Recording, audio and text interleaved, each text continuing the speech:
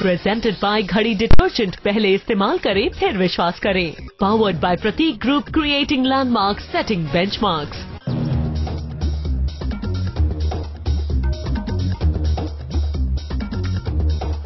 नरेंद्र मोदी ने news nation से खास बातचीत की। इस बातचीत में उन्होंने अपने व्यक्तित्व के कई चेहरे को सामने रखा है। नरेंद्र मोदी कविताएं न सिर्फ करते हैं, पढ़ते हैं, बल्कि उसके मर्म को भी आपको समझाएंगे।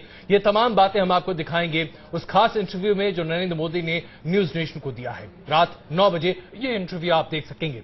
आइए उस इंटरव्यू नरेंद्र मोदी कविताएं न सिर्फ करते हैं, पढ़ते हैं, बल्कि उसके मर्म को भी आपको समझाएंगे। ये तमाम बातें हम आपको दिखाएंगे उस खास इंटरव्यू में जो नरेंद्र मोदी ने न्यूज नेशन को दिया है। रात 9 बजे ये इंटरव्यू आप देख सकेंगे। आइए उस इंटरव्यू के कुछ एक चंद पहलू हम आपके सामने पेश करते हैं।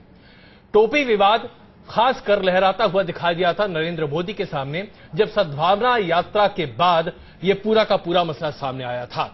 नरेंद्र मोदी ने इस पूरे विवाद की जिम्मेदारी खुद अपने सर लेते हुए क्या कहा न्यूज नेशन की इस खास बातचीत के दौरान, आइए सबसे पहले देखते हैं।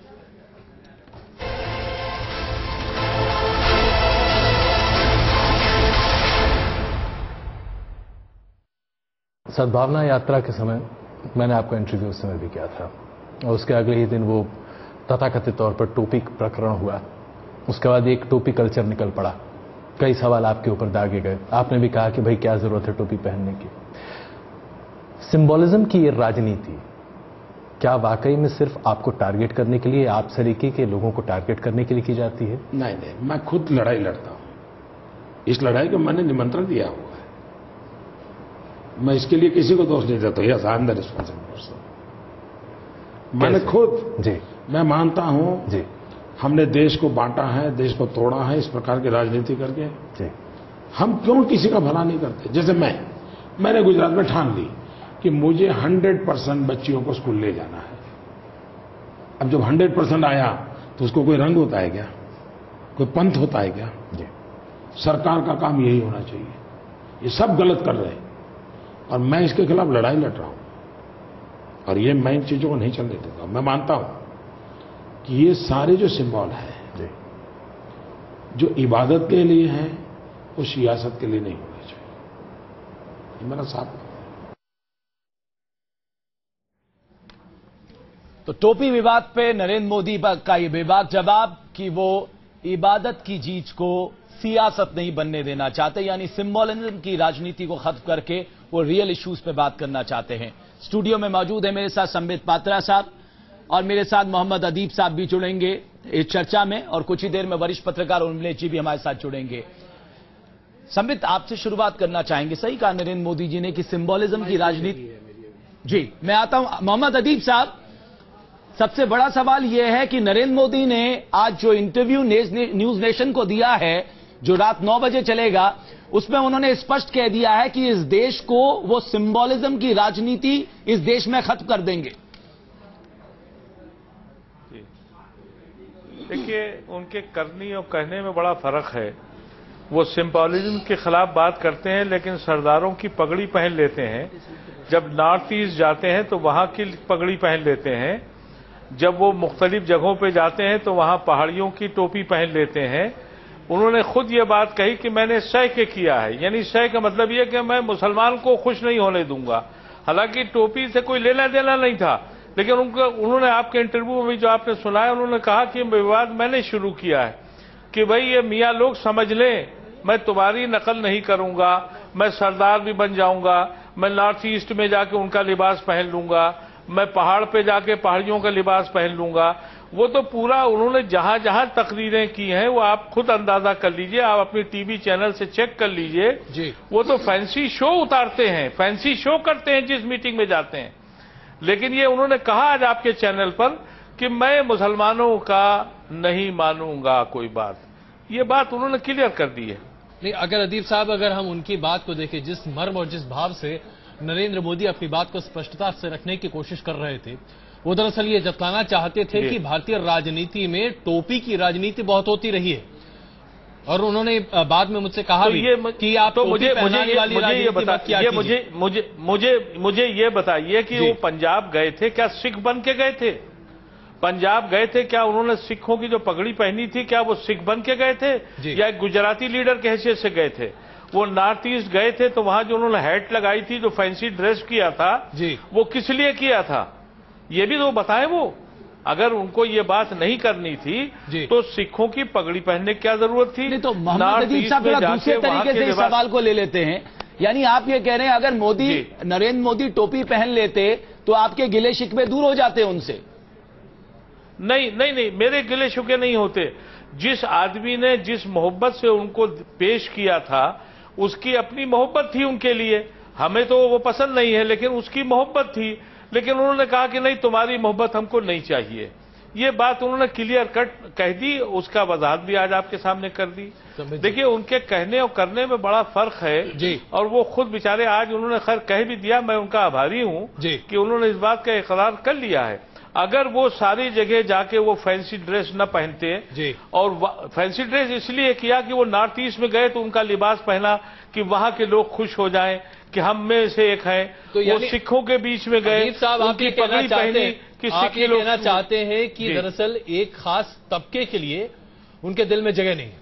ये आपकी तकरीर ये है? बिल्कुल नहीं। चलिए संबित बात नहीं, मेरा बिल्कुल यकीन है अजय भाई, मेरा पूरा यकीन है ये बात, और यही उनकी पॉलिटिक्स का मेन हिस्सा है और इसी को दिखाकर वो पूरे हिंदुस्तान में वोट हासिल करने की कोशिश भी कर रहे हैं। संबित पात्रा जी, देखिए, अभी मेरे को लगता है जब अदीब साहब मेरे बड़े हैं, बहुत सम्मान करता हूं, जब पूरा विषय रख रहे थे तो फैंसी ड्रेस नामक शब्द का उन्होंने बहुत प्रयोग किया है। तो अदीब साहब, क्या आप चाहते हैं कि इस्लाम के इतने महत्वपूर्ण टोपी को पहन के नरेंद्र मोदी फैंसी ड्रेस करते तो आपको बहुत खुशी मिलती, बल्कि अगर वो पहन लेते तो आप कहते आप इस्लाम के इतने महत्वपूर्ण चिन्ह के साथ फैंसी ड्रेस क्यों कर रहे हैं? तो मुझे लगता है अगर उन्होंने फैंसी ड्रेस नहीं किया तो बहुत महत्वपूर्ण चीज किया। लेकिन अदीब साहब के भाव को तो समझ लीजिए। उनका ये कहना है कि आप सिख की पगड़ी पहन सकते हैं, आप हिमाचली टोपी पहन सकते हैं, आप नॉर्थ ईस्ट में उनकी वेशभूषा पहन सकते हैं। सब आपको जो मुस्लिम समुदाय की टोपी है, जो उनका सिंबल है, उससे नाराजगी क्यों? नहीं, मैं उस पे भी आ रहा हूं, मगर एक लाइन में ये कह दूं, अदीब साहब के पूरे वाकया में उत्तर भी छुपा हुआ था। ये जो फैंसी ड्रेस कंपटीशन चल रहा है हिंदुस्तान की राजनीति में, उस फैंसी ड्रेस कंपटीशन को समाप्त करना है। और जहां तक कह रहे हैं ना कि नॉर्थ ईस्ट में जाके उनके कपड़े को पहन लिया, तो आप देखिए, नॉर्थ ईस्ट में जाके एक पारंपरिक वेशभूषा को धारण करना और इस्लाम का टोपी जो फेथ का विषय है उसको राजनीति में घसीटना, ये दोनों अलग विषय है। और मैं अदीब साहब से अगर हम आपको सही समझ पा रहे हैं संबित जी, तो आप दरअसल ये कहना चाहते हैं कि ट्रेडिशन और फेथ दो अलग चीज है। मगर आपने सिख के विषय में मुझे अगला सवाल भी पता है। आप पूछेंगे कि सिख का टर्बन तो पहन लिया, फिर आपने टोपी क्यों नहीं पहनी? तो मैं बहुत साफ गोई से अदीब साहब से पूछूंगा। देखिए अदीब साहब, आप हमारे बड़े हैं, बहुत सम्मान करता हूं। क्या अगर मैं अभी चंदन ऑफर करूं जगन्नाथ मंदिर का, तो आप अपने मस्तक पर धारण करेंगे? इसका अर्थ ये नहीं है कि आप भगवान जगन्नाथ या हिंदुइज्म को नहीं मानते हैं। आप बहुत सम्मान करते हैं, मुझे पता है आपकी दिल की कहानी, आप बहुत मानते हैं, अदब के साथ मानते हैं, मगर फिर भी वो एक फेथ का विषय है। वो केवल टोपी से नहीं। मैं एक बात मैं जरूर कहना चाहूंगा। सब आपने एक परसेप्शन ऐसा बना लिया, आप स्कॉलरशिप स्कीम को लौटा देते हैं, आप जो दंगा विरोधी बिल आता है उसका विरोध करते हैं, आप उनकी टोपी नहीं पहनते, आप उनको रिजर्वेशन देने से कहते हैं कि साहब रिजर्वेशन नहीं मिलना चाहिए। जो समान अवसर आयोग बनाने की बात कही थी मुस्लिमों के लिए, अल्पसंख्यकों के लिए, आपने उसके लिए हामी नहीं भरी। तो साहब आपका परसेप्शन है कि आप बताइए ना। देखिए रमेश जी, आपके पूरे प्रश्न में ना ही उत्तर है। आपने 4 बार कहा उनको आप ये नहीं देते, उनको आप वो नहीं देते।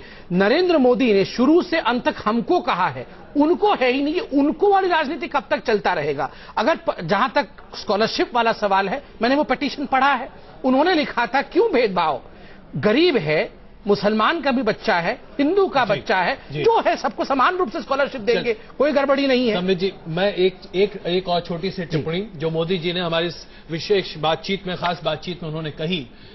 मोदी जी के बारे में ये बार बार कहा जाता रहा, खास करके उनके विरोधी ये कहते रहे कि एक समुदाय को संबोधित करने के लिए पिल्ले शब्द का इस्तेमाल उन्होंने किया। ये सवाल मुखर तरीके से उनसे पूछा गया इस खास बातचीत के दौरान। नरेंद्र मोदी ने अपनी बात को किस तरीके से सामने रखा, आइए आपको यह दिखाते हैं। और इस इंटरव्यू को हम आपको दोबारा दोहरा दें। इस इंटरव्यू को रात 9 बजे आप न्यूज नेशन पर देख सकते हैं, लगातार देखिएगा। लेकिन आइए इस छोटे से टुकड़े को दिखाते हैं आपके सामने और फिर इस पर बहस आगे बढ़ाते हैं।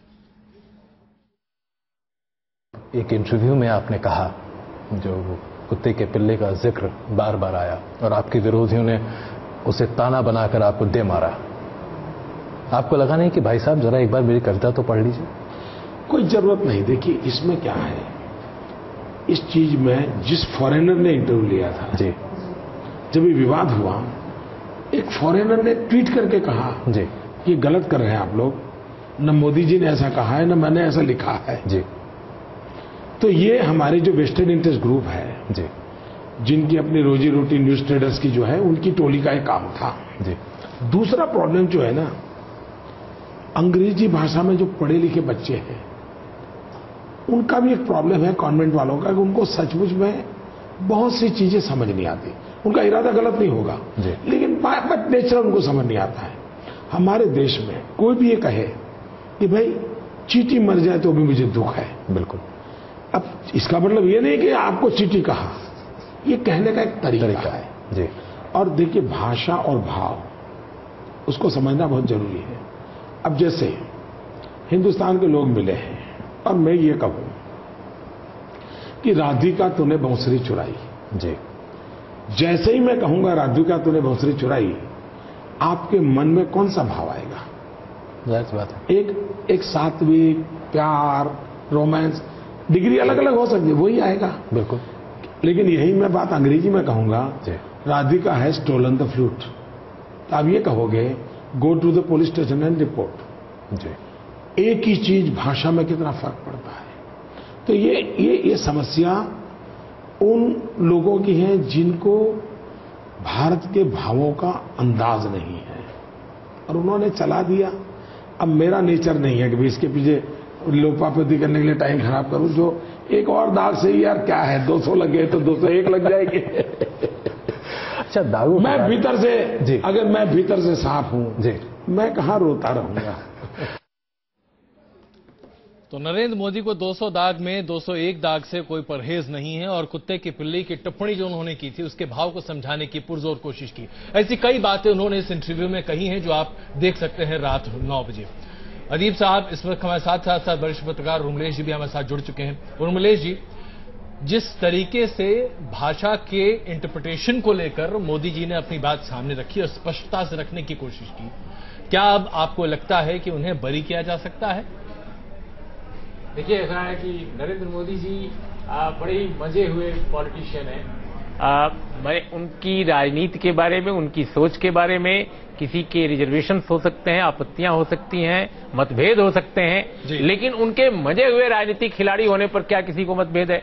अब जैसे आज ही उन्होंने जो किया कल जी, प्रियंका गांधी जी ने कहा नीची राजनीति जी। अब ये एप्रोप्रिएट शब्द नहीं था, बिल्कुल एप्रोप्रिएट, क्योंकि राजनीति के लिए नीची शब्द का प्रयोग नहीं होता। अगर कोई एडजेक्टिव है तो तुच्छ राजनीति है, ओछी राजनीति है, घटिया राजनीति है। ये शब्द आम कोई भी राजनीतिक कार्यकर्ता उत्तर प्रदेश बिहार का यही इस्तेमाल करता है। लेकिन चूंकि प्रियंका जी स्वयं अंग्रेजी वगैरह पढ़ी हैं और वो उतना हिंदी में उतना ठीक ठाक बोलती हैं। अभी देखा आपने, उन्होंने इंटरव्यू में कहा भी कि कॉन्वेंट में पढ़े। मैं सुन रहा था। तो चूंकि प्रियंका जी का मिजाज भी मजा हुआ पॉलिटिकल एक्टिविस्ट का नहीं है, वो एक अंशकालिक राजनीतिक कार्यकर्ता है जो केवल रायबरेली और अमेठी तक सीमित है, वो भी 2, 4, 10 दिन के लिए, वो साल भर राजनीति नहीं करती। तो वो उनसे एक चूक हो गई और बहुत अनजाने में चूक हुई। मतलब वो कोई उनकी मंशा नीची जाति वगैरह से जोड़ने की राजनीति को नहीं थी, बिल्कुल उनकी मंशा नहीं रही होगी और नहीं थी बिल्कुल। लेकिन आदरणीय नरेंद्र मोदी जी ने भाषा का क्या कमाल किया। वो लगातार सुबह से शाम तक कह रहे हैं नीची जाति में मैं पैदा हुआ, नीची राजनीति उन्होंने कहा वगैरह वगैरह, और इसको भुनाने की कोशिश कर रहे हैं। लेकिन जब उन पर सवाल उठता है कि भैया आप तो कहते हो सेकुलरिज्म का ये बुर्का ओढ़ लेते हैं, ये टेररिज्म का खंदक खोद देते हैं जी, तो ये जो उनके शब्दावलियां हैं ये क्या है? तो मुझे लगता है कि वो दूसरों पर लांछन लगाते हैं, लेकिन अपनी भाषा का जो खतरनाक खंदक है उसको वो नहीं देखते।